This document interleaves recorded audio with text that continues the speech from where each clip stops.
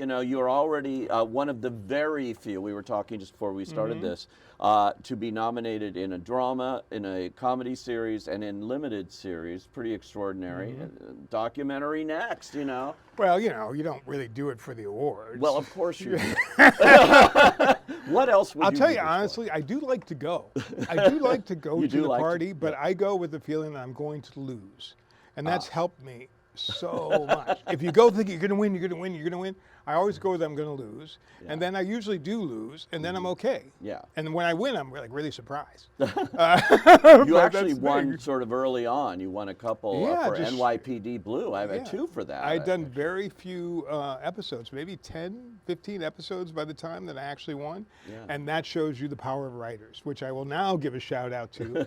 I don't win these awards by just directing like shit I imagined. Right. I win it because David Milch's script is so great. I win it because Aaron Sorkin's script of The West Wing was so awesome.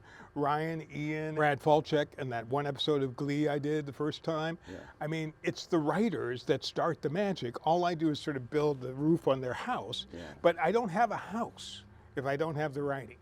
And I think, our friends in the world of studio-ness need to really evaluate how they look at that. Because Yeah. these people are building the houses they then build their profit on. And I get the awards and the acclaim from doing something to realize the work that they do. But I got nothing if they don't give me a great script.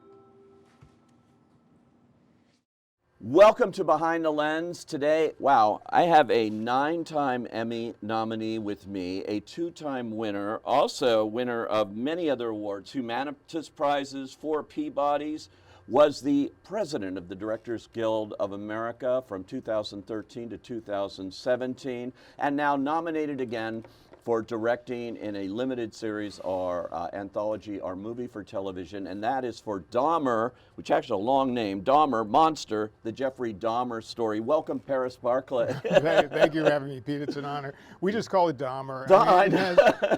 It's a shame just to start with that name because it makes it sound like it's really, really, really about Dahmer, which it's really, really, really not. No. So it takes you down a road already. But I'm not in charge of naming. I'm just in charge of making shit great. Well, now you obviously have worked with Ryan Murphy, who produced that. That's part of his empire here of shows that he's done. And you've worked with him on several shows, from Glee to American Horror Story, and you're definitely someone he goes to over and over again. So I'm curious, in this case, you directed 2 of these, including the finale. I did. But the one you're nominated for is extraordinary.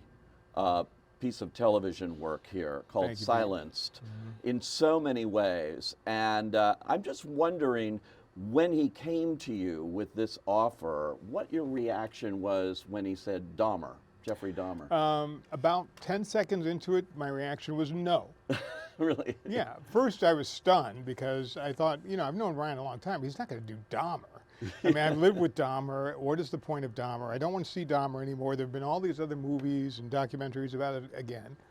But then, in his traditional Ryan Murphy way, he seduced me by telling me this particular story.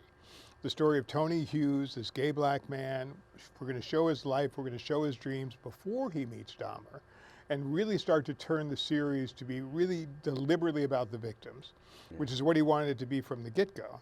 And as he told me the story, I thought, oh my God, I have to do this, but I'm very scared because it's going to be very tricky. It's not just tricky because we're dealing with a deaf actor, but it's going to be tricky because it's Dahmer and this victim, and how will that work out? Yeah. So then he sent the script that had been done by David McMillan and Janet Mock, and it succeeded. It succeeded pretty masterfully. And by the time I got to the end, I felt what people are feeling when they see the show, which is crushed. And you know, my dreams were shattered along with Tony's. And so then I became scared again because I thought, now I got to do this. Yeah. Then we got to find a deaf actor to do it, and we have to actually create this world of silence and music and terror and love at the same time. So that's basically the gamut I went And it through. also was the turning point, I think, for this whole series. You know, in what it's ultimately about. Fortunately, is the victims. It really is, and I thought, okay, if we really show Tony and his humanity, we could do something really great. Yeah. We can say that it's more important to look at the victims and for you, the audience, to fall in love with them and to relate to their family, because we show a lot of the family and his mother in it too. That's how you understand the pain and the wreckage Jeffrey Dahmer caused. Not by seeing more of his murders and actually seeing the horrible things he did. You do it by finding so much to love in the people who he victimized. And he victimized too Niecy Nash's character and his own father. So there's a lot of victims in it. But I thought this episode actually got to that point really clearly, and also got to the point of the police's incompetence and indifference and society's inability to trap this guy earlier, which I think is, you know, troubling on so many different levels for me in today's climate. But even back then, I mean, you almost had an excuse because it was whatever, the 70s, the 80s, but it's still today happening. So it also had this relevance and resonance to today that I actually said, this is worth spending my time doing. I think it has a lot of relevance, sadly, to today and systemic racism that exists, and with the cops, and you know, when a black person keeps saying something, how long it takes them to even take it seriously. And especially a black woman. Yeah. I mean, that's what I love about Niecy Nash's character, and she's spoken about it, you know, here on the trail. But a black woman not being believed in that moment when Dahmer had Conarac, the young Thai boy there, and said he is my boyfriend and brought him back, and the police allowed him to do it. That kind of triumph of privilege is so devastating. And I thought the show dramatized that really happened in a real way, that I found incredibly compelling. Yeah, amazing. I actually, sitting in that chair, before the nominations came out, I had Evan Peters. Yes, I saw it. And he's just an extraordinary young actor, I have to say. You know, the story people don't know about Evan, because he gets this, oh, he's method, oh, he must have been Dahmer all the time, so scary. It wasn't quite like that. Yeah.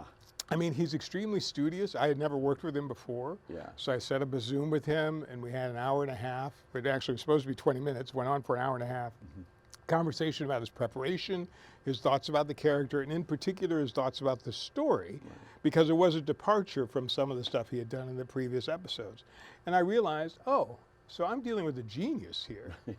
I'm going to have to be better, because he had thought so deeply, and he had prepared for 4 months, as he mentioned to you, and it really showed. And I said to Evan, how do you like to be directed? How can I most be helpful? And he told me very honestly, give me as many takes as time will allow. Wow. That's what I like. I like to do it again and again, and I noticed that in the filming of it. And sometime around take 10, 12, 13, something new comes up that's kind of wonderful, and it's in the movie. So I had to build the days around simpler shots and allowing him to have the chance to play, and also allowing me the chance to help Rodney Burford, who played Tony Hughes, really be an equal to Evan Peters, the incredible award-winning actor. Which is amazing, because he basically had no experience in drama, right? Yes, he only had the drama of his life. Yeah, a reality. He'd been on a reality show, and I was scared again, because I said, okay, so this is who we're casting. This is all going to hang on Tony Hughes. This is all going to hang on how much we love this kid. So I met him via Zoom, and my God, I loved him. I just loved who he was. I loved his spirit.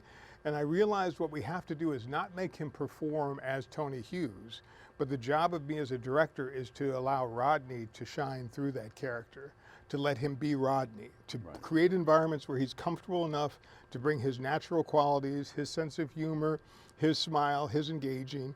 And so a lot of my directing of him was trying to stop him from acting. There's no reason for him to act. All he had to do is just rest into it, believe in himself, And B, how would Rodney do this? And that worked very, very well. Oh, that's cool. Well, that's the best kind of direction you could possibly give, I Yeah, think. and I told him it was a love story, but I told him everything I do is a love story. Every show that I do ends up being about love. Oh, okay. You know, whether it's Glee or whether it's Sons of Anarchy or if it's In Treatment, it ends up being about love. Yeah. In this case, he loved his future and he loved his family.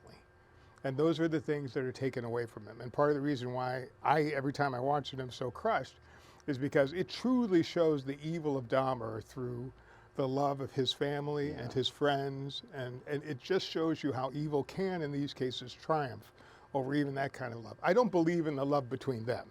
Yeah. I'm not doing a romance or a love story. I think that's just Jeffrey on a good day behaving somewhat humanly. Yeah. So I didn't want the story to be about that, but I did want the story to be about the love that surrounded him, the love that lived on after him, and how while Jeffrey could destroy him, he actually couldn't destroy his mother's pain, and we carried that through in several other episodes in the back half of it.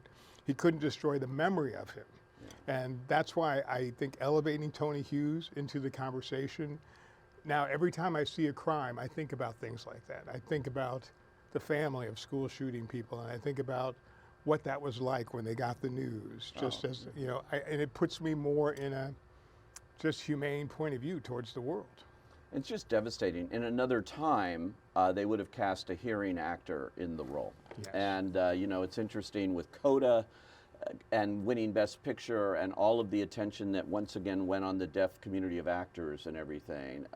That will never happen in Hollywood again. Aren't you glad? I am glad, but it's extraordinary for you as a director to work with actors like that and go into that world yourself, I think. Pete, it changed my life.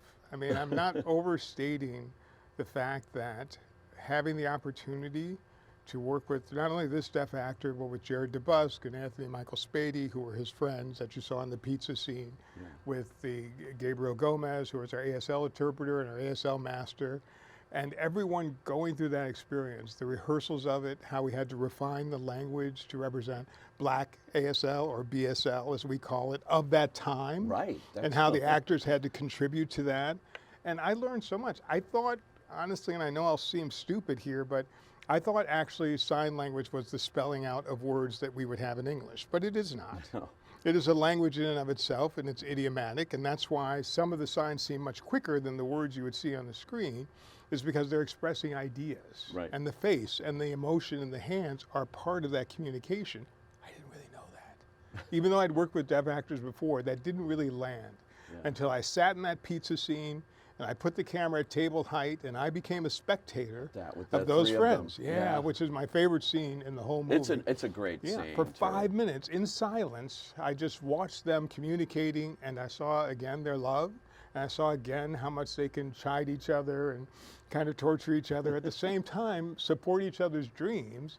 And I thought, okay, so this is a world that I'm entering into, and I'm just praying that the audience feels the same way I do as we're filming this, that this is something worth telling, something worth hearing, something worth knowing about, and it expands our view of the world a little bit.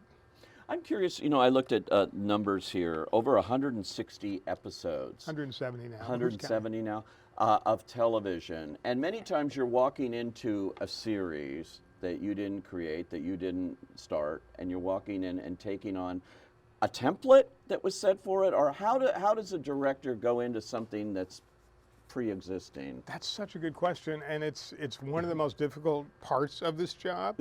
But on Dahmer, with Ryan and Jason McCormick and Carl Franklin setting up kind of the template for how the show should look and feel in that very first episode, which is magnificent.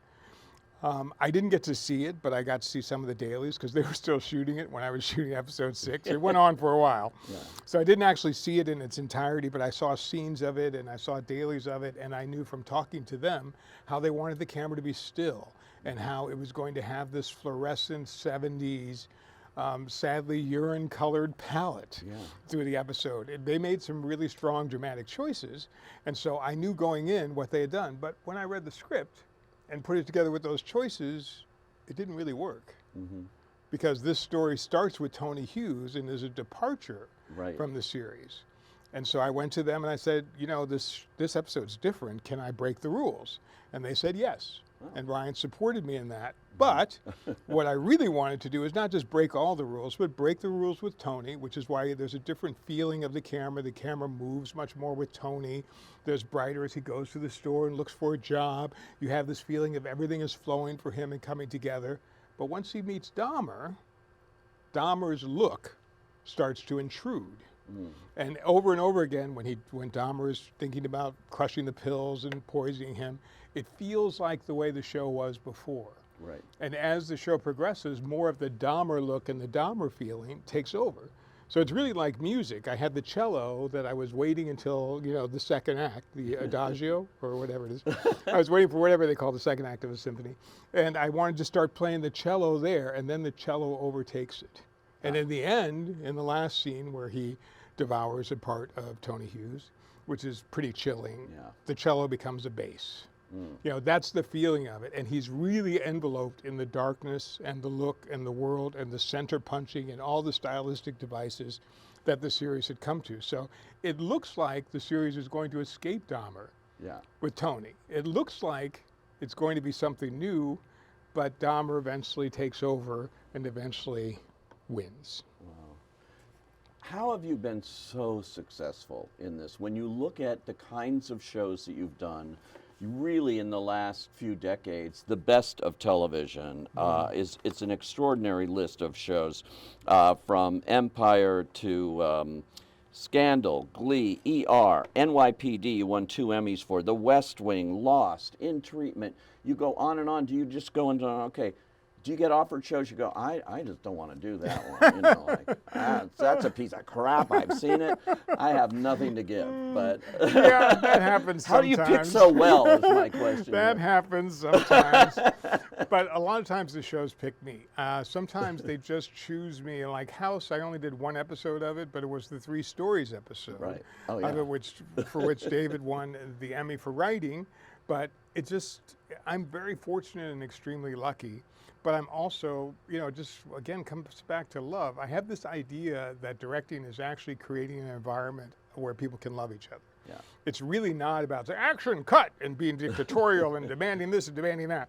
It's really about being like the host of a party and coming in and making sure everyone is comfortable and feels taken care of and has enough food. And you know how when you host a party, you're exhausted at the end of it? That comes too. Right. But mostly what you're doing is creating that environment where basically love reigns. Right. And in the case of Evan and Tony Burford, they actually really were friends. Yeah. I mean, in that time period, Evan supported him in a way that I don't think I've ever seen a #1. So that proves that he wasn't Dahmer all the time, helping him get his mark, giving him little acting tips along the way, making him feel comfortable, applauding him when he did well, which is very important if you're new and you're not experienced. So I think part of the reason why that works in any show. There isn't a show that really works in an environment of hate and rebuke and disdain. It just isn't the way that it goes, you know. I'm doing this documentary on Billy Preston now, which has been my big, thing for the past 2 years. Billy Preston's the same way, and I think, I got it from Billy Preston, in that he works in this free-flowing spirit of love, and the music flows. But when like you saw with the Beatles and other points in his life, but there's lots more to that.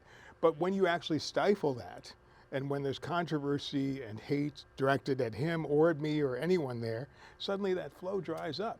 And what you get isn't as magnificent. So that's basically my job, and most of my energy is towards the party. It's towards creating that environment. Is that a feature documentary that you're doing on Billy Preston? Yes, we're just in post-production now. It's pretty extraordinary. We got Apple to give us, some of the unseen footage from Get Back, so that'll be a part of it, which is pretty magnificent. And we're telling his story from the beginning to the end. I mean, he had all these hit records, but he played with everybody. The Rolling Stones, the Beatles, he played with Aretha Franklin for 30 years, and now he's sort of forgotten. Get Back shone a little bit of a light on him, but this documentary is going to tell the story of how his love transcended all these generations and all these genres of music. And who's that for? Is that for Apple or who's it for? We did it independently. Because that's the way it works now. Independent producers, White Horse Pictures came to me with Stephanie Elaine, who's a great producer, and said, let's do a documentary. And I said, who's it going to be for? They said, don't worry, we'll worry about that later. Let's just make a great movie. Right. And, you know, we did, and, Oh. you know, we're finishing it now, and then we'll go out to the And then you marketplace go and out see to what it. happens. You know, I can't talk to anybody that wouldn't know this more firsthand than you, because you were, as I mentioned, head of the Directors Guild, and the Directors Guild carved out an agreement, as they always seem to do with the producers, whereas the writers and actors, as we speak, have not. And so what advice do you have in this situation with this turmoil here, you know? I in think this Chris business? Kaiser's saying it great and said it really well just a few days ago. It's time for the MTPT, whatever their initials are, to just say, let's get back in the room. Let's listen to these concerns. Let's take them seriously. Obviously, there's an issue with AI. We have to address it as completely as possible. Obviously, there's an issue with mini rooms. We can't stonewall it anymore. So they have to come and they have to be willing to make a deal. And maybe we have to make some compromises, because I'm in the Writers Guild and SAG as well. But I think the primary move has to come from the producers. And I don't see that happening. I just see them sitting back and waiting. And I don't know if they're waiting for people to starve or lose their houses, but they must have some strategy. Yeah. And as far as I'm concerned, I support the writers and the actors getting the best deal possible, but we need to get the producers to say, let's get back in the room, and we need to see them willing to move to make that happen. Gosh, I hope so. How did you get into this business? You know, everybody has a story. Someone. The that short gave them a version of break. my story? Let's see, let me make it really quick. So I wanted to be a composer, a musical theater composer. So after college, I went to New York to become Black Stephen Sondheim. And that sort of worked for a little bit, but while I was trying to be Black Stephen Sondheim, I was With also... that name, that would have been extraordinary, It would have too, been a if you great just name. changed your name to Black Stephen Sondheim. I know. And I worked with Stephen, and he told me I was good enough to be Black Stephen Sondheim, but I wasn't good enough to be Stephen Sondheim. And I thought, that was accurate. So I was in advertising and working as a creative supervisor, and occasionally I would do commercials. And as I mentioned to you before we went on, the first commercial I got to direct was a commercial I had written for the American Foundation for AIDS Research, which had just started in 1986. And it was a PSA that was supposed to star Elizabeth Taylor. Wow. And we had one of the agency's biggest directors on tap to actually direct the commercial. It was very exciting. But then he wanted us to fly him out to California. Yeah. And we actually had no budget. This was a pro bono commercial that we were doing. Right. And so we couldn't fly him. And Elizabeth said, well, get rid of him, fire him. You do it, Paris. Wow. And so I'm flying to California, because I lived in New York at that time, to direct Elizabeth Taylor as my first real directing job. How many people can say I that? know. And she was 3 hours late and smoking really long cigarettes Perfect. and cursing like a sailor. And the crew loved her, and she was great. And she did the PSA, and she shook every single crewman's hand and woman. She went around, introduced herself, and shook their hands, which I thought was really nice, because it's Elizabeth Taylor. You know, Yeah. It's like, wow, she came to me. And then after that, I became a music video director. I started a music video company and became a music video director, and I directed videos like Mama Said Knock You Out and lots of other big music videos at the time. John Wells saw my music video reel and hired me to do an episode of television, a short-lived CBS series he had called Angel Street with Robin Givens. Yeah. And I did it, and it was, you know, not a big success, that show. Right. And then a couple years later, he had his next show, which was ER.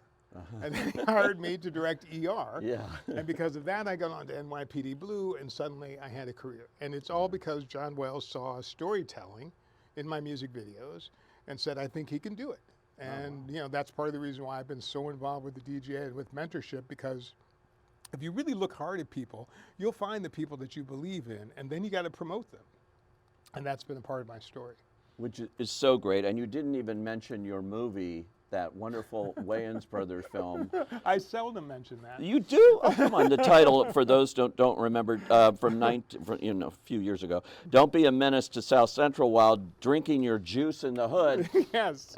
You know. A comedy classic. It was actually the Wayans brothers, the young ones' first movie together. Oh, yeah. And it is funny, and Yeah. you know, this is the third time in 2 days someone has talked to me about it.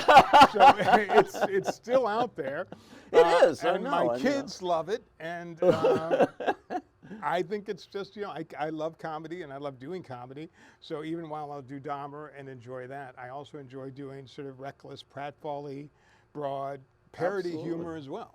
Paris Barclay does it all. And then some. And congratulations again on your latest Emmy nomination for Dahmer, and more to come, I'm sure. Thanks for joining us on Behind the Lens. I appreciate you. I'm honored.